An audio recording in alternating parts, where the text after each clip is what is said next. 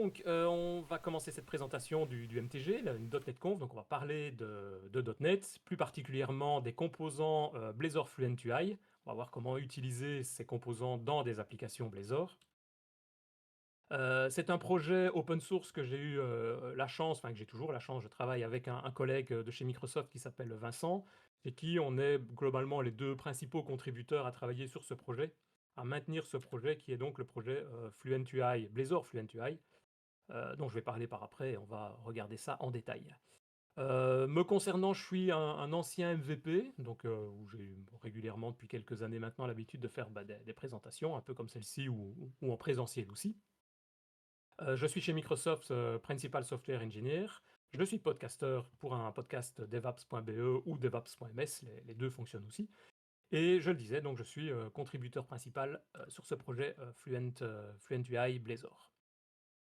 Alors c'est une version Fluent UI Blazor qui a été disponible en version 4 le 15 novembre, donc juste la veille de la présentation. Et dans cette présentation que je vais faire, c'est pas exactement la même parce que déjà j'ai beaucoup plus de temps et on va pouvoir aller un peu plus en détail sur certains aspects. Je vais d'abord vous expliquer ce qu'est Blazor, pour ceux qui n'ont peut-être pas eu l'occasion de regarder en deux mots à quoi ça correspond. On va voir un petit peu les particularités de deux aspects. On me pose souvent la question, différence entre Blazor Server et Blazor WebAssembly, le WASM comme on le dit.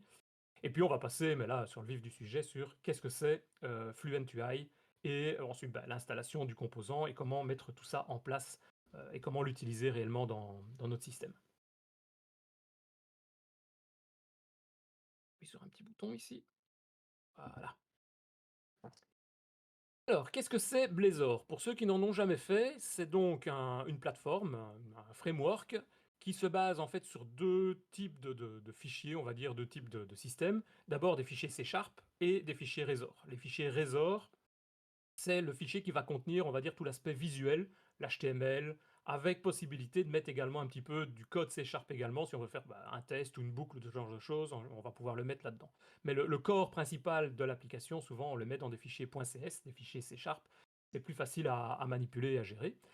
Et le compilateur, il prend simplement ces fichiers, CS et Razor, il va générer ensuite une bibliothèque, exactement comme si on travaillait localement avec une application .NET locale, et il va créer donc ce qu'on appelle des assemblies, et l'assembly va pouvoir être soit exécutée et traitée côté serveur, soit être envoyée sur le client pour pouvoir être manipulée par le navigateur et afficher le résultat que l'utilisateur veut avoir. Donc c'est dans le principe assez simple, techniquement évidemment c'est toujours un peu plus compliqué. Si vous n'avez jamais vu du Blazor en deux mots, qu'est-ce que c'est? On le voit ici. Vous avez la page C# avec du code tout à fait classique C#. J'ai une méthode, increment, qui va incrémenter une valeur, value, ++. Et j'ai ici une page dont la définition d'accès est le /counter, avec simplement l'affichage de cette valeur, @value par exemple, qui va simplement se charger d'afficher le contenu de cette variable. En fait, tout ce qui commence par arrobase signale que ce qui se trouve juste après est du langage C# et va pouvoir être exécuté par le système ou par le compilateur. Et ensuite, j'ai par exemple ici un bouton, et quand je clique sur le bouton, j'appelle la méthode increment qui se trouve ici, qui incrémente la valeur ++ qui est là, et qui m'affiche donc le résultat à l'écran. Donc visuellement, j'aurai un compteur, l'affichage qui est là, et si j'appuie sur le bouton click me, ça va simplement augmenter cette valeur de compteur. Donc assez simple à mettre en place. Tout ça, c'est arrivé dans les différentes versions, les nouvelles versions de .NET. Donc la toute première version de Blazor est sortie en 2019 déjà, dans la .NET Core version 3. Donc là, on avait à notre disposition du Blazor Server. Et évidemment, il a évolué jusqu'à, de mémoire, je pense que c'est en .NET 5, et on a pu avoir la version WebAssembly que tout le monde attendait. Et on va voir un petit peu ce que c'est. Et on a maintenant la dernière version qui est sortie il y a 3 semaines maintenant, .NET 8, qui est une plateforme de type LTS, donc Long Term Support. Donc on a un support de longue durée, de plusieurs années, sur lequel Microsoft garantit de pouvoir faire des patchs, des mises à jour, contrairement à la version 7 par exemple, qui ne l'était pas, qui était une version temporaire en attendant la version 8. Donc je le disais, simplement quand on parle de Blazor, on parle souvent de Blazor Server, Blazor WebAssembly, mais c'est quoi la différence entre les deux? Alors j'ai déjà un peu vendu la mèche, la différence principale c'est assez simple. Côté Blazor WebAssembly, on a tout le code qui s'exécute dans le navigateur, et je vous rassure, tous les navigateurs actuels que ce soit Chrome, Firefox, même sur mobile, supportent le WebAssembly, donc il y a quasiment plus besoin de se poser ce genre de questions. Par contre, on a besoin de télécharger tous les binaires, toutes les DLL côté client pour pouvoir les exécuter forcément. Donc il y a un petit temps de téléchargement à devoir récupérer à ce niveau-là. Et donc, contrairement à ce moment-là à la version serveur, où là, on a besoin d'avoir un serveur qui tourne en permanence et qui nous envoie juste les deltas des mises à jour. Quand on clique sur un bouton, par exemple mon bouton d'incrément pour faire un +1, il va simplement m'envoyer non pas toute la page, mais juste la petite zone que je demande de rafraîchir, juste avec la valeur du compteur qui va devoir être incrémentée. Et ça passe par des WebSockets, plus techniquement par un outil qui s'appelle Signalaire, qui permet via les WebSockets d'envoyer uniquement des petits deltas et des petites mises à jour à notre page cliente, donc qui est beaucoup plus légère au premier téléchargement, mais qui a besoin d'avoir un serveur pour pouvoir fonctionner. Alors, j'avais prévu 2 petites vidéos, mais on va le faire en live. Si je veux faire un petit exemple de comment fonctionne un projet, faire ici, .NET, je vais y arriver. On va créer une application Blazor Server. Si je crée une application Blazor en utilisant le modèle Blazor Server, il m'a créé ici le code que je peux simplement exécuter. Si j'exécute ce code, il va m'ouvrir, il va m'afficher un petit serveur web. Le voilà. Donc si je clique dessus, j'arrive à ce moment-là sur ma page avec mon petit compteur de tout à l'heure. Forcément, quand j'appuie sur le compteur, ça augmente la valeur. Et si je vais voir dans les paramètres réseau, on va retrouver ici au niveau des WebSockets, où sont-ils ici? Alors je vais recharger la page pour le visualiser. Est-ce que je suis en mode... Oups, je recharge la page, voilà. Donc j'ai un WebSocket qui se trouve ici, et donc j'ai la liste de tous les échanges via ce WebSocket pour pouvoir faire l'incrémentation. Et on voit à chaque fois que je viens cliquer sur mon bouton, j'ai un échange avec le serveur pour pouvoir afficher cette page. Évidemment, si je suis en offline, tout ça va s'arrêter et je ne pourrai plus accéder à mon système. Si je viens maintenant faire exactement, on va dire, la même chose, on va créer un dossier démo Wasm, simplement Wasm. Je vais faire exactement la même chose, mais au lieu de créer un Blazor Server, je vais créer ici un Blazor WebAssembly. Donc il me crée exactement le même type de projet. Donc j'ai globalement les mêmes fichiers ici dans mon répertoire. Si je les exécute, ça va me créer ça va m'exécuter le même serveur web. Je peux y accéder. Vous avez vu, il y a un petit téléchargement, donc un petit curseur pour me charger toutes mes bibliothèques. Et donc si je reviens sur ma page compteur, je refais la même chose, évidemment, tout ça fonctionne. Si je rafraîchis ma page au niveau des WebSockets, il n'y a aucun WebSocket, évidemment, qui est présent ici. Et de telle sorte que je peux me retrouver en mode offline et continuer à faire fonctionner mon application, puisqu'il n'y a aucun échange qui est enclenché avec le serveur. Alors évidemment, pour faire ça, j'ai besoin d'avoir toutes mes données en local, donc toutes les assemblées en local. Alors comme j'ai déjà téléchargé la page, dans la partie stockage, il a déjà mis tout en cache, puisqu'évidemment, il fait ça la première fois. À la deuxième fois, il a déjà toutes les bibliothèques en local, donc il n'a plus besoin de le refaire. Mais si je le fais de manière claire au départ, je vais faire un clean et empty cache. On va voir ici... je suis en offline, ça ne va pas fonctionner si je suis en offline. Au moins, évidemment, que j'ai une première fois accès au serveur. Voilà. Et donc, on voit ici apparaître tous les téléchargements des systèmes Transaction, système DLL, système Wasm, etc. dans toutes les bibliothèques pour un total de, globalement, 9 mégas transférés. Ça, c'est parce que je suis en mode debug. Si je suis en mode déploiement, en mode release, il y a des compressions. Il enlève d'ailleurs même toutes les méthodes. Il y a une fonction streaming, comme on appelle. Il enlève toutes les méthodes dans les bibliothèques qui ne sont pas utilisées. Pour arriver, globalement, il faut estimer à peu près à 2 mégas, 2 mégas et demi de contenu de DLL transféré, de fichiers WebAssembly transférés jusqu'au poste client. Donc c'est globalement à peu près la même taille. Si vous faites un développement en Angular ou en React, vous avez aussi souvent des tailles de fichiers d'à peu près de cette taille-là. Mais donc l'avantage maintenant, c'est que tout est en offline, côté client, et donc je peux fonctionner de cette manière. Et il faut savoir aussi que depuis .NET 8, Microsoft a rajouté un nouveau mode, qui est une sorte de mode mixte, un mode hybride, dans lequel, au premier téléchargement, il va utiliser le mode serveur pour très rapidement afficher la page et permettre de visualiser le contenu pour l'utilisateur. Et puis, en tâche de fond, je vais dire en arrière, il vient passer en mode WebAssembly en faisant tout le téléchargement des bibliothèques nécessaires pour pouvoir vraiment se déconnecter à ce moment-là du serveur. Donc ça, c'est vraiment le dernier mode qui est apparu dans .NET 8 et qui est quand même très utile pour les différents types d'applications. Donc souvent, moi, j'ai tendance à dire que le mode WebAssembly, c'est plutôt un mode qui est à destination, on va dire, d'un mode interne entreprise, parce qu'il y a quand même une première phase, c'est pas pour un site grand public, un site d'e-commerce par exemple. Par contre, on a une single page application avec une interactivité complète, on a l'utilisation de ressources clientes dans ce cas-là, on a le support offline des sites statiques, donc c'est quand même intéressant. En mode serveur, bah là, on a peu de téléchargement, c'est rapide à télécharger. On a une architecture simplifiée puisque tout se trouve côté serveur. Donc, on a besoin d'accéder à une base de données ou à des informations serveur, bah, pas de problème, on y accède et on les récupère. Alors qu'en mode WebAssembly, bah là, il y a quand même besoin de faire des accès Web API, par exemple, si on veut faire cette gestion-là. En termes d'inconvénients, il y a quand même une taille, mine de rien, minimum à télécharger. Bon, par rapport à d'autres systèmes, c'est à peu près équivalent, mais quand même. Mais depuis .NET 8, ce point-là a tendance quand même à diminuer un petit peu. Et en mode serveur, il y a quand même toujours un aspect de latence, puisqu'il y a toujours une connexion en permanence avec le serveur à devoir avoir. Donc il n'y a que le delta qui est transféré, mais il y a quand même besoin d'envoyer des données au serveur pour récupérer ces données et les afficher sur l'écran, par exemple. Et il n'y a pas de mode offline, évidemment. Et on a besoin d'avoir un serveur pour pouvoir faire fonctionner ce mode-là.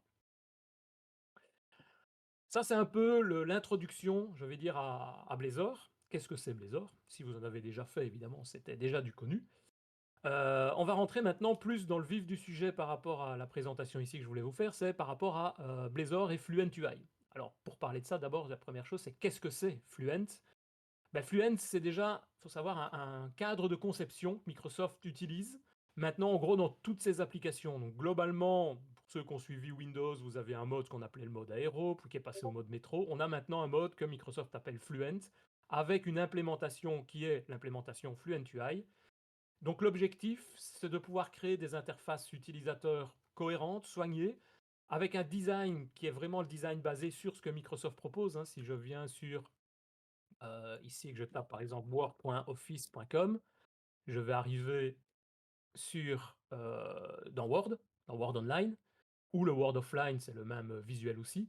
Et si je viens, je ne sais pas, ouvrir une boîte de dialogue, par exemple celle-ci, voilà, ce que vous voyez là, c'est le visuel Fluent UI, avec des boutons bleus, assez sobres, entre guillemets, qui sont adaptés vraiment à une application desktop, à une application de gestion, mais également disponible en responsive design, donc disponible aussi en mode mobile. Et donc Fluent UI, ben, ça va fournir tous ces aspects-là, une collection de composants qui sont réutilisables, personnalisables et réactifs. Ils existent déjà depuis quelques mois maintenant en React. Ils sont disponibles également en JavaScript et on a décidé avec différentes personnes chez nous de dire tiens, ben, ça serait intéressant de les mettre également à disposition dans des bibliothèques Blazor. Et donc j'en ai fini avec mes slides, on va passer maintenant à la démo. Alors, la démo, ça, je n'en ai plus besoin. Je vais revenir dans mon application. Je vais créer un nouveau Visual Studio. Et donc, je vais ici créer un nouveau projet.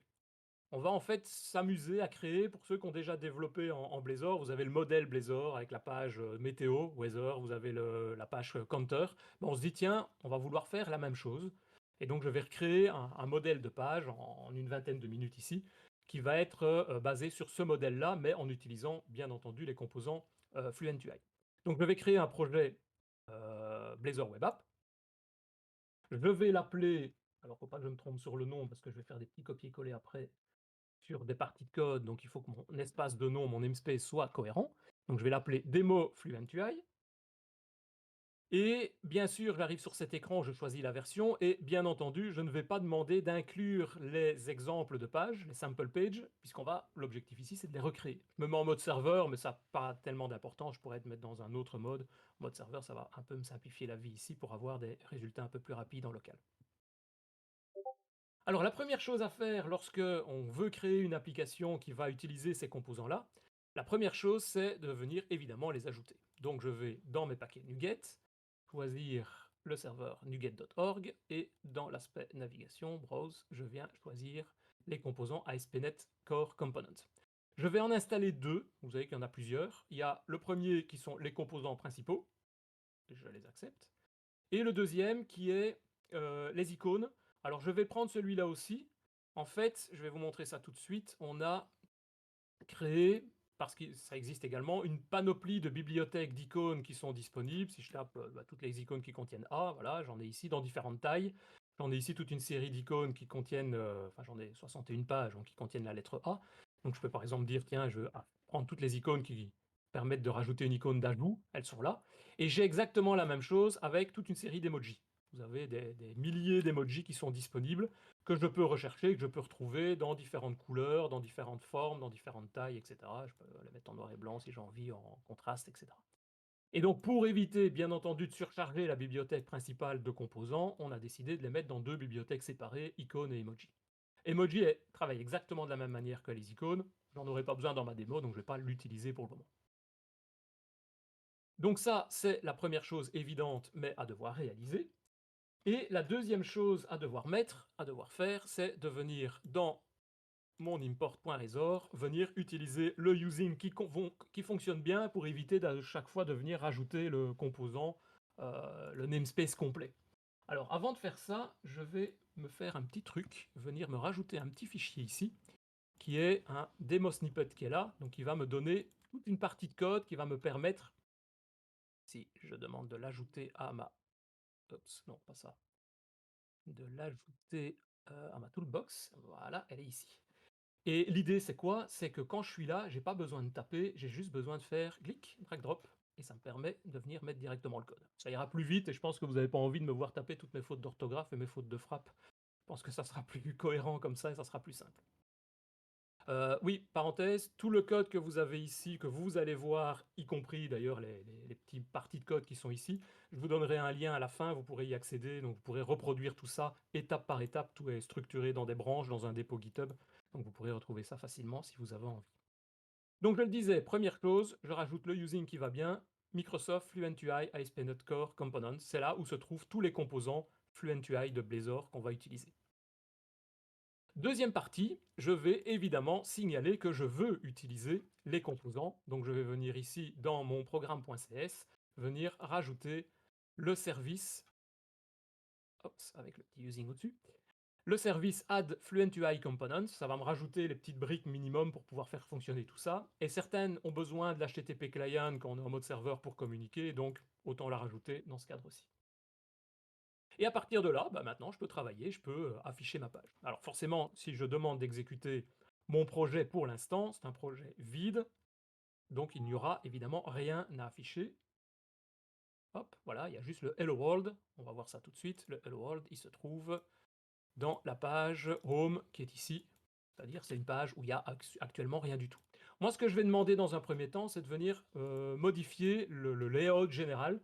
Et modifier le layout, on va le faire ici. On va utiliser un Fluent Layout. Alors oui, je le signale maintenant, mais vous avez évidemment une documentation qui est sur fluentui-blazor.net. Donc tout ce dont je suis en train de parler se trouve là. Par exemple, le layout se trouve ici. Et vous avez tout le code Fluent Mail Layout avec toute l'utilisation qui se trouve là et qui aura exactement le même visuel que celui que je suis en train d'utiliser actuellement, avec un Fluent Body Content, etc. Mais bref, c'est assez simple. Je dis, je veux faire un layout. Le layout, il va avoir une en-tête .NET Conf 2023. On va mettre MTG, .NET Conf 2023. Un body avec un Fluent Stack pour afficher de manière horizontale un panneau à gauche avec mon menu de navigation. J'ai un menu Home, une page Counter, une page Météo, et puis mon contenu principal qui va se trouver ici. Alors, j'ai ici, pour simplifier, créé quelques petites classes. Ces petites classes-là, je vais évidemment venir les ajouter également dans mon fichier CSS, qui est ici. Hop, je les mets à la fin. C'est simplement venir dire que le body, il n'y a pas de marge, ce qui est par défaut est le cas. Il y a une petite marge, donc ça ne sera pas très joli. Je viens donner une petite couleur de fond avec la couleur utilisée par les variables fournies par FluentUI. Et donc, je me définis en quelque sorte quelques petits styles un petit peu pratiques pour mettre tout ça en place.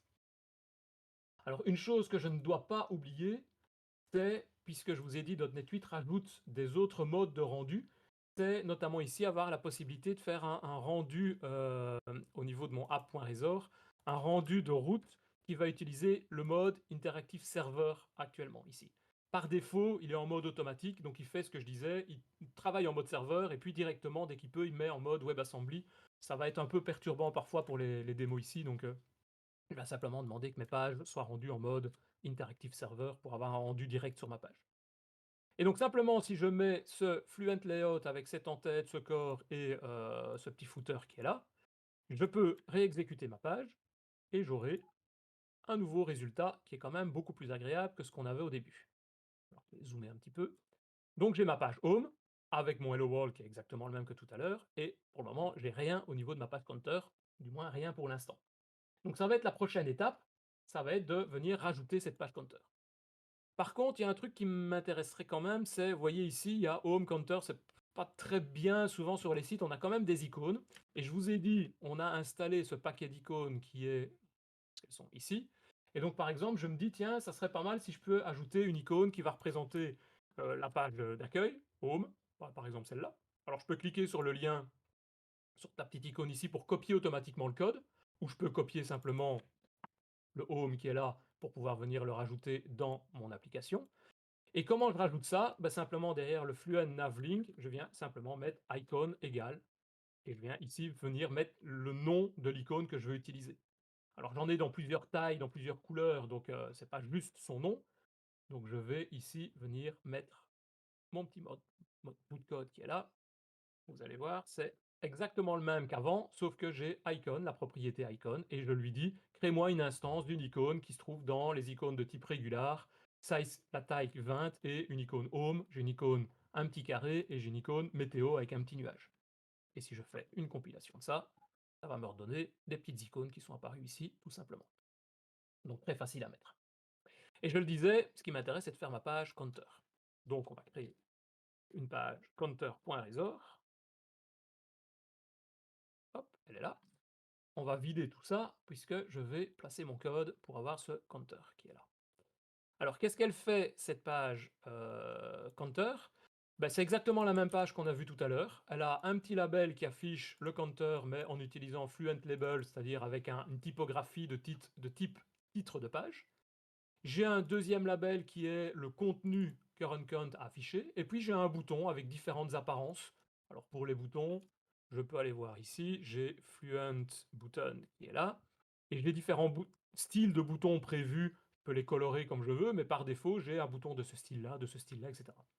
C'est les styles prévus dans le modèle Fluent UI. Donc ici, je dis un Fluent Button avec un mode Accent, qui est là. Je dis, quand on clique sur mon bouton, bah, je vais tout simplement incrémenter ma variable comme tout à l'heure, current count, qui va passer de 0 à plus 1, plus 2, plus 3, et ainsi de suite.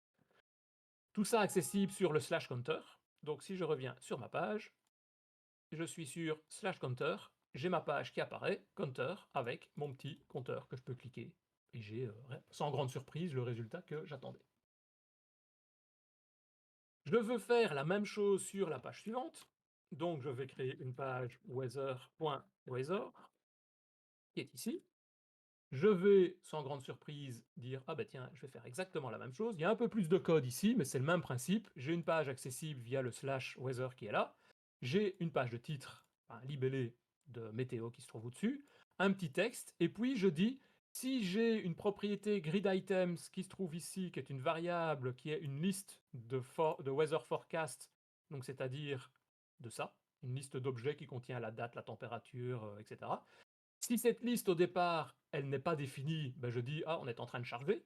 Et si la liste elle est définie, automatiquement il va passer sur le else et donc me remplir une grille, une Fluent Data Grid dans lequel je lui donne le grid item, mon élément, et les différentes propriétés, c'est-à-dire les différentes colonnes que je veux afficher. Je veux afficher la date, la température en degrés Celsius, en degrés Fahrenheit et le résumé. Donc c'est-à-dire la date que je formate comme ceci, la température en degrés Fahrenheit. Donc c'est tout simplement mes propriétés qui sont là. Elles vont être affichées à l'intérieur de ce Fluent Data Grid. Évidemment, au premier rendu de la page, la première fois, la deuxième fois, j'arrête. Le premier rendu, d'abord, je simule 500 millisecondes pour faire ce petit loading de temporaire d'affichage, et puis je vais remplir mes données avec des données un peu bidons de résumé, il fait froid, il fait chaud, etc. Et je remplis mes objets, je me crée mon grid item avec ces objets-là. Je recompile le tout et je reviens sur mon site. Et si je reviens sur ma page Weather, j'ai 500 millisecondes d'attente, et puis j'ai ma petite grille qui apparaît. tout simplement ici, avec mes différentes données, et je vais pouvoir trier sur ces différentes données de manière totalement automatique. Donc il y a plein de petites fonctionnalités, entre guillemets, qui sont automatiquement intégrées, évidemment, dans ce genre de composants, dans ce genre de grille. Donc c'est quand même assez pratique et assez simple aussi. Ce qui serait peut-être intéressant maintenant, c'est ici de rajouter une colonne. On a le résumé en texte sur il fait chaud, il fait froid. Ben, j'aimerais bien peut-être moi mettre une petite icône dans ma grille, dans mon tableau. Je vais mettre ça ici, à ce niveau-là, entre la température en degrés Fahrenheit et le résumé. Ben, si je veux mettre ça comme j'ai ma bibliothèque d'icônes qui est disponible, c'est assez simple. Au lieu de faire une property colonne, je peux faire une template colonne pour venir manipuler moi-même le contenu de cette colonne, le contenu des données présentes à l'intérieur de cette colonne. Donc je veux pas que ce soit le contenu texte qui est rempli par cette propriété, mais je veux choisir moi-même et dire, ah ben tiens, il y a un peu de conditionnel, si la température est au-dessus de 21 degrés Celsius, je vais afficher une icône qui est celle-là, sinon je vais afficher une autre icône qui est celle-là. Alors si je veux chercher mes icônes, rebelote tout à l'heure, on l'a refait la même chose, je vais sur la partie icon, je vais chercher celle-ci, voilà, ça c'est l'icône, il fait du soleil, et j'en ai évidemment toute une série que je peux utiliser au niveau de la météo si je veux les appliquer. Donc c'est ce que je vais faire ici, remettre cette icône en fonction de je suis en degrés Celsius ou en degrés Fahrenheit. Je peux recompiler mon code, revenir, il rafraîchit et j'ai tout simplement cette nouvelle colonne qui apparaît. Alors à côté de ça, vous avez plein d'options qui permettent de choisir les tailles, choisir la manière de trier, choisir la manière de représenter. Est-ce que je veux afficher ça de manière virtualisée, donc avec une liste infinie ou avec des pages suivantes, pages précédentes. Donc il y a plein d'autres options qui sont évidemment disponibles derrière tout ça. Et si on va aller justement un peu plus loin, je vais ici créer une nouvelle page qui va être une page, hop, il se passe ça, là, register.resort, une nouvelle page qui va être une page d'enregistrement. Alors cette page d'enregistrement, ce que je voudrais, c'est juste vous montrer un petit peu les différents composants dont on a à notre disposition. Composants d'encodage de texte, donc text field, soit d'une date, date picker, soit d'une case à cocher, checkbox. Et donc je peux ainsi très facilement venir créer un formulaire de ce type-là, qui va venir lui-même être bindé, être lié à des données, register qui sont ici, mon objet data. Mon objet data, il est edit form, donc il est bindé sur le modèle qui se trouve à ce niveau-là.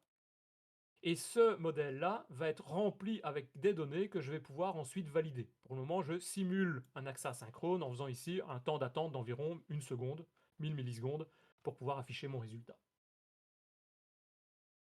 Évidemment, cette page, elle doit être accessible, parce que pour le moment, elle n'est pas encore disponible à l'intérieur de mon menu de navigation. Donc je vais tout simplement venir ajouter un nouveau point de navigation ici en dessous.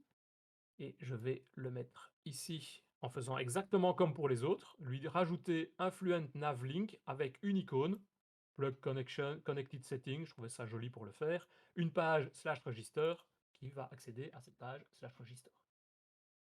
Et juste pour que le loop soit pas trop mauvais, on va venir simplement rajouter, je pense même pas, je pense qu'on a fait les corrections de tout ça ici dans les dernières versions, mais je vais venir quand même, pour être certain, rajouter un Fluent Text Field ici, pour venir dire que mon composant Text Field, il aura une largeur de 100%, avec des petits espacements de 16 pixels entre chaque, pour que ce soit un peu plus agréable, on va dire, à regarder.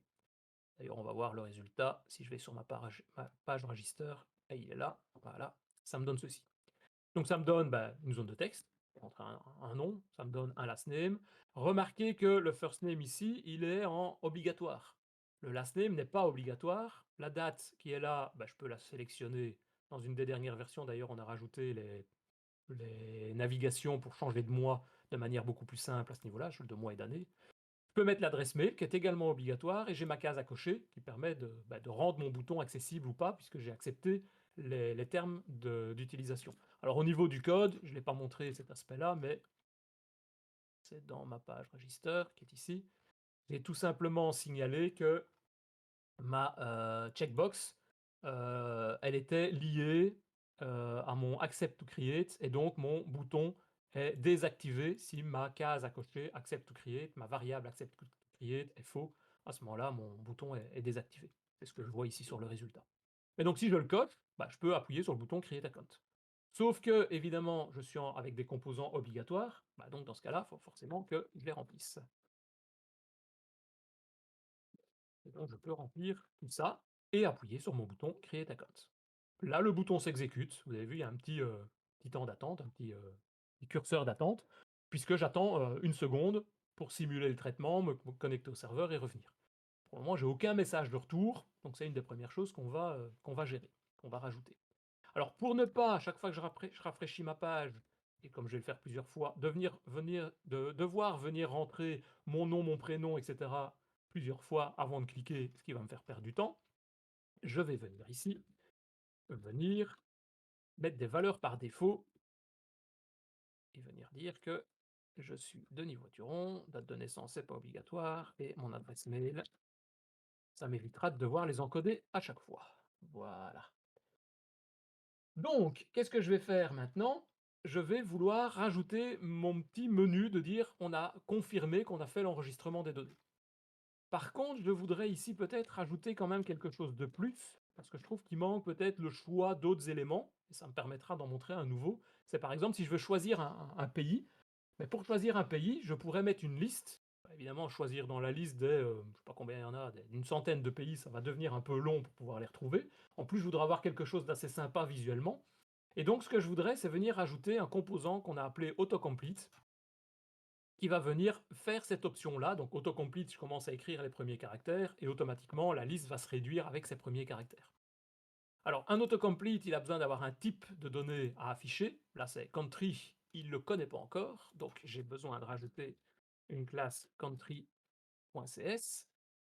Et le contenu de cette classe country.cs, c'est ce qu'on a ici, c'est-à-dire la liste de tous les pays. Je peux évidemment aller la rechercher dans une base de données pour récupérer juste le code du pays et le libellé du pays à afficher. Alors, j'ai créé une autre petite propriété, HTML flag and name, qui va simplement me renvoyer un petit code HTML, juste pour la démo et pour le fun, qui me renvoie simplement le petit visuel avec un petit drapeau de l'image, et puis le nom à afficher juste à côté. Tous ces drapeaux, vous avez un lien, vous pouvez les retrouver si vous avez envie. Donc, mon pays, maintenant, il le reconnaît.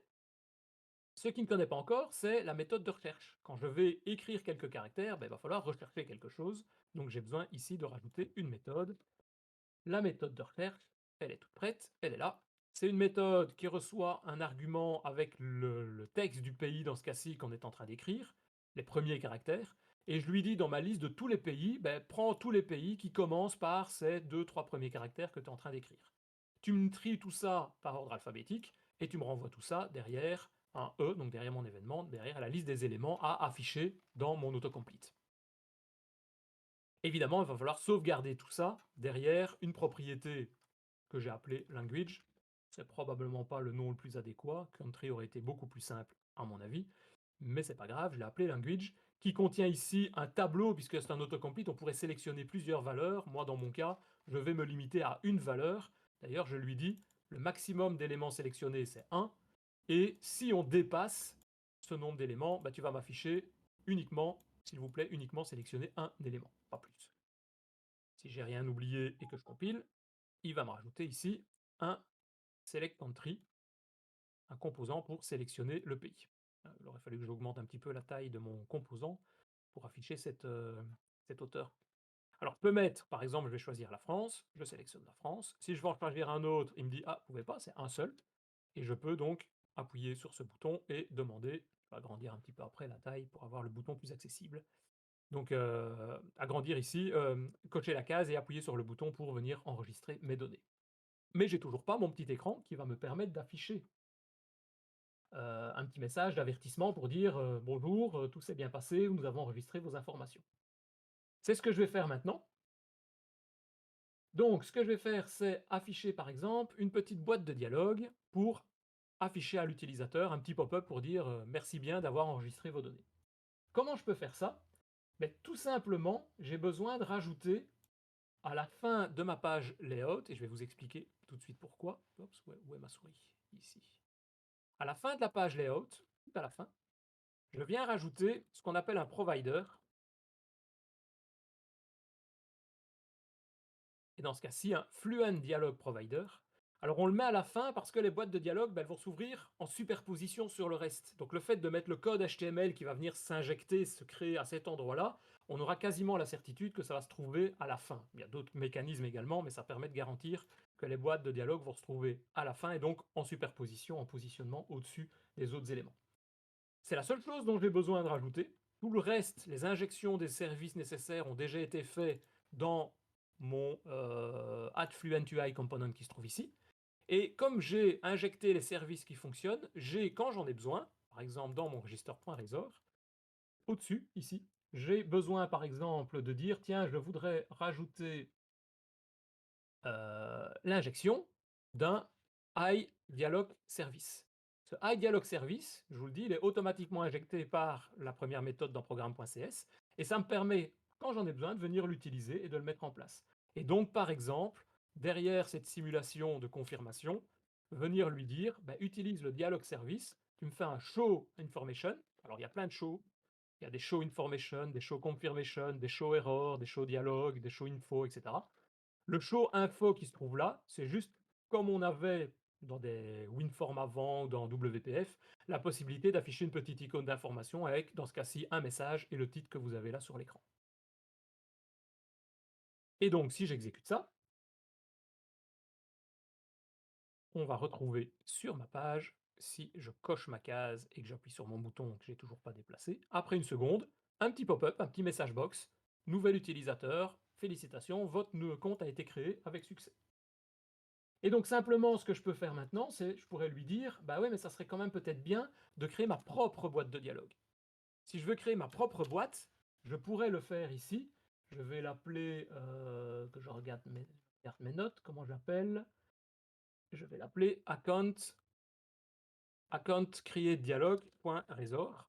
Donc c'est vraiment un fichier séparé que je vais appeler, que je vais ici remplir avec mon code qui est là. Alors j'implémente simplement une interface iDialog Content Component, simplement pour avoir accès à des méthodes de fermeture de boîte de dialogue, par exemple, ou de passage de paramètres, qui sont ici. Et j'ai à ma disposition, bah tiens, je peux afficher une en-tête, je peux afficher un pied de page, je peux afficher un contenu, et dans l'en-tête, bah, c'est le titre de la page, dans la pied de page, ça sera un bouton d'enregistrement, par exemple, un save, et ici, dans le contenu, bah, j'affiche deux labels avec bienvenue, félicitations à vous, vous avez mis votre page. Donc vous pouvez créer votre fichier, votre page Resort comme vous le souhaitez. Et au lieu de venir ici dire j'affiche un show info async, c'est exactement la même chose, sauf que ça va être un show dialogue async, dans lequel je spécifie la boîte de dialogue que je veux utiliser et éventuellement les paramètres que je veux envoyer à ma boîte de dialogue. Par exemple, ici, je peux lui envoyer un titre. C'est la seule chose à changer. J'exécute, je reviens sur ma page, je réaffiche, et au lieu d'avoir mon show pop-up de tout à l'heure, j'ai ici une boîte de dialogue personnalisée, complète, dans laquelle je peux appuyer sur close pour fermer évidemment ma fenêtre et revenir à mon écran.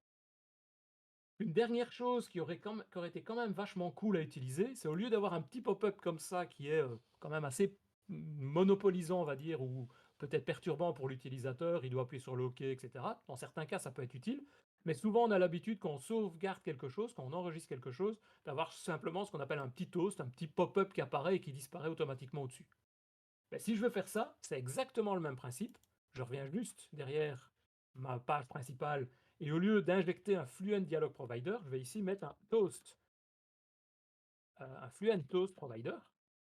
Du coup, j'ai à ma disposition à l'intérieur de ma page Register, en plus de mon iDialog, ben, je vais avoir à disposition, vous me voyez venir, un service qui est iToast Toast Service. Je vais l'appeler Toast Service.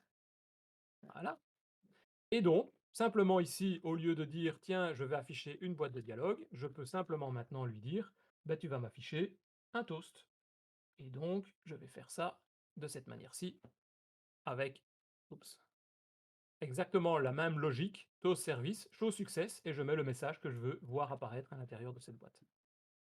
Si j'exécute, j'obtiens ici le même type de résultat, avec maintenant, au bout d'une seconde, votre compte a été créé avec succès, et je crois que je peux le fermer, mais il va se fermer tout seul après 4 ou 5 secondes. Tout ça est évidemment configurable dans le système.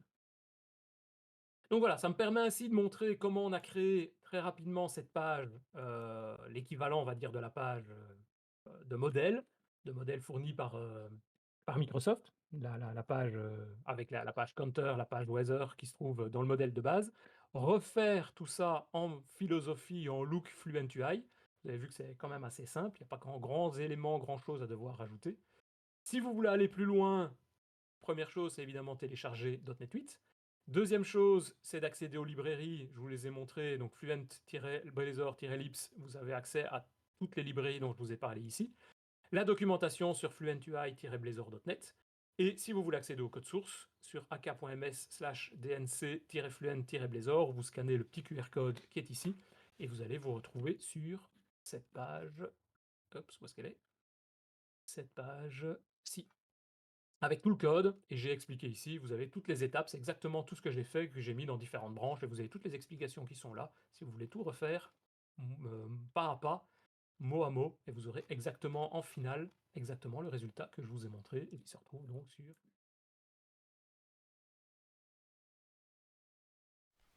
J'ai une petite question dans le chat Discord. On se demande si ça fonctionne aussi sur une app en MVC. Je n'ai pas compris, sur une app, comment? Sur une app en MVC. En MVC, non, oui et non. Enfin, MVC, on pourrait faire tout l'aspect Web API, par exemple, avec du MVC, etc. Et mixer du Blazor. Mais il faut quand même injecter les modules Blazor dans le système, pas uniquement les pages ASP.NET MVC classiques. Au niveau de programme.cs, on a les Add Razor Components qui injectent toutes les fonctionnalités de Blazor. Donc on peut avoir les deux, mais ce ne seront pas les composants Blazor dans des pages ASP.NET entre guillemets classiques MVC. Ce seront dans des pages Blazor, mais c'est entièrement utilisable à la fois dans des projets de type ASP.NET MVC et des projets Blazor en même temps. Ça, c'est possible. J'ai une autre question Merci. sur YouTube de Julien Dogaran qui me demande quels sont les chantiers en cours que nous pourrons bientôt retrouver dans la librairie. Les chantiers qui sont en cours, c'est ça? Ouais, les nouvelles features en fait. Ouais. Sur quoi vous bossez au niveau de ce projet qu'est-ce qui... Alors, j'ai envie de dire, c'est pas très compliqué puisque c'est un projet public, donc il suffit d'aller sur le site Microsoft /fluentui-blazor. Voilà. Tout, on va dire en gros, tout est public, donc vous avez les issues qui sont là, il y a des sujets de discussion, et par exemple, récemment, ce qu'on a mis en place, c'est dans les pull requests qui sont passés il n'y a pas tellement longtemps, c'est la fameuse boîte de dialogue, pardon, le fameux calendrier. Donc, je ne sais pas où il se retrouve Ah oui, donc tu ici. nous as parlé Voilà, déjà, ouais. ici. Tu nous as parlé dans ta présentation. Ouais. Voilà. Alors, vous allez avoir une vue de ça. Donc voilà, on aura ici la possibilité de choisir les années, de choisir les mois. Donc ça, c'est la prochaine release aura ce fonctionnement-là. Et ce sur quoi je suis en train de travailler pour le moment, j'aurais pu le montrer, mais je n'ai pas eu l'occasion encore de le faire, mais vous me verrez ici. C'est un nouveau composant qui va permettre de changer le thème à la volée, soit en JavaScript, donc passer en mode dark ou en mode léger, en mode light. De changer les couleurs également, parce qu'on a les couleurs bleues, on va dire de Word, mais on peut avoir des couleurs vertes d'Excel, ou vos propres couleurs à vous, propres à votre entreprise par exemple. Et donc ça, c'est un composant qui va arriver également. Et il y a des optimisations pour .NET 8 aussi qu'on est en train de mettre en place. Et puis s'il y a besoin d'autres demandes, les autres demandes sont dispo, enfin, il suffit de venir sur le site. N'hésitez pas, vous mettez des propositions et on regarde avec vous si c'est faisable de le réaliser rapidement ou pas. Mais ça, c'est ce sur quoi on est en train de travailler pour l'instant, c'est notamment cet aspect de changement en Dark. Alors pourquoi d'abord le composant sera fait en JavaScript, en composant classique, et puis il y aura évidemment son pendant en Blazor. C'est tout simplement parce que le mode Dark, par exemple, pour éviter d'avoir un mode flash, enfin, un aspect de flash qui apparaît lorsque la page s'affiche, si on l'a en mode full HTML, ça permettra de visualiser le mode dark directement avant même le chargement des assemblées, par exemple en WebAssembly, des assemblées de Blazor. Ok, ouais, intéressant. Oui, oui. Une contrainte à laquelle on passe pas forcément quand on veut implémenter Ouais, ce genre de choses. ouais, Ok, voilà. ok, bah Et super. concernant Blazor, tu as une idée des prochaines features? J'ai pas été regarder. Encore une fois, c'est aussi un projet open source, donc j'ai pas été voir. Je sais qu'il parlait déjà parce que ça c'est une feature qui nous intéressait, mais qui, je pense, n'a pas encore été intégrée. C'est les aspects asynchrones. Je parle en mode WebAssembly, parce qu'évidemment, en mode serveur, forcément, on a l'asynchronisme depuis le début. Mais en mode WebAssembly, je sais qu'il y avait eu des problèmes parce que la page HTML, une page HTML par défaut, enfin JavaScript n'est pas asynchrone, il faut travailler avec des web workers différents. Et donc ils avaient des difficultés, donc ça devait déjà être intégré dans la .NET 8. J'ai pas été recreusé, mais je pense pas avoir vu l'info. Mais donc c'est à mon avis ce qui devrait arriver, parce que je sais bien qu'ils travaillaient d'arrache-pied là-dessus, qu'ils devaient travailler sur la suite. Ok.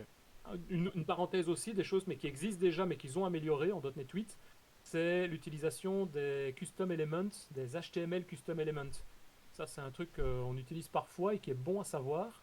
Et que si vous faites custom element, c'est un standard W3C, donc c'est ceci, c'est la possibilité de créer ses propres composants, donc c'est créer des classes avec ses propres composants. Et on peut en Blazor, juste en rajoutant dans programme.cs l'assignation en gros du composant Blazor avec le libellé, avec le nom qu'on veut utiliser en HTML, on a la possibilité de venir créer des custom elements facilement en Blazor et donc de les intégrer du coup, puisque c'est du standard HTML, de les intégrer dans d'autres langages. Donc moi j'ai dû faire ça par exemple pour intégrer des composants dans des applications existantes React. Vous pouvez créer une application en WebAssembly en Blazor, vous injectez le composant dans une page React juste en utilisant un composant comme si c'était n'importe quel composant HTML standard, quoi. Et ça fonctionne parfaitement, très bien, et il exécute du WebAssembly en arrière-plan, mais Ok, ouais. on Ah oui, ne c'est s'en rend impressionnant. même pas compte, en gros. Oui, c'est ça, c'est que tu le sais même pas en fait. T'as pas besoin de le Ouais, savoir, ça fonctionne. ouais, Ok. c'est ça. La seule chose, c'est forcément, il faut charger le WebAssembly au démarrage. Oui, Voilà. bien sûr. Ben, forcément, le contenu des WebAssembly nécessite. Ok, intéressant. Ouais.